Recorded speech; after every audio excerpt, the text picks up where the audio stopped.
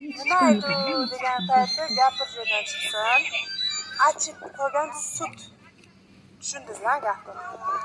Achib qolgan sut. Nima qilamiz? Shanba kuni edi, juma kuni. Bo'p ketgan sut achib. Bachchalarga berdik. Yo'q, uni aytdim, ishlar bo'lmas. Achib qolgan sut. YouTube bizani videoga olib turibdi buni endi. Buni bag'i o'zingiz olib chiqing. İşler zımasın.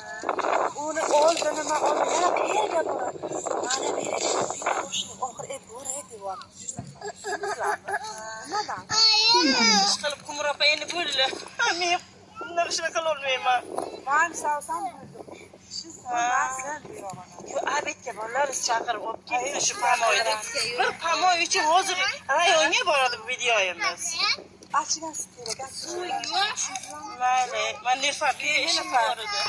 Achigan sut sizda men buni xamirini ishlatib, men uyimda 3 ta sigir so'raman, shuni olib boraman.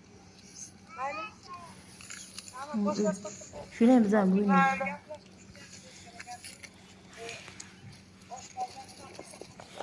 Nimaydi degan paytda gapir joydan chiqsin.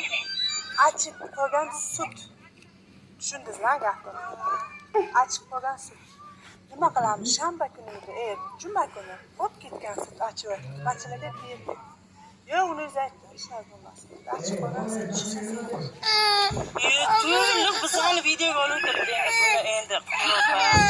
Buni bag'i o'zingiz olib chiqing. İşler zımasın. Onu oldu nima oldu. Yana qayerga boradi? Mana berishim bir qo'shni oxir edi bor. Nimadan? Ish qilib Qumropa endi bo'ldi. Men bunlar ishni qila olmayman. Men savsam bo'ldim. Shu bo'lmasin deyapman. Bu abetga bolalar chaqirib olib ketdi shu pamoyda. Bir pamoy uchun hozir rayonga boradi bu videoyimiz. Achigan sut kerak. Mayli, men Nilufar ishim bor edi.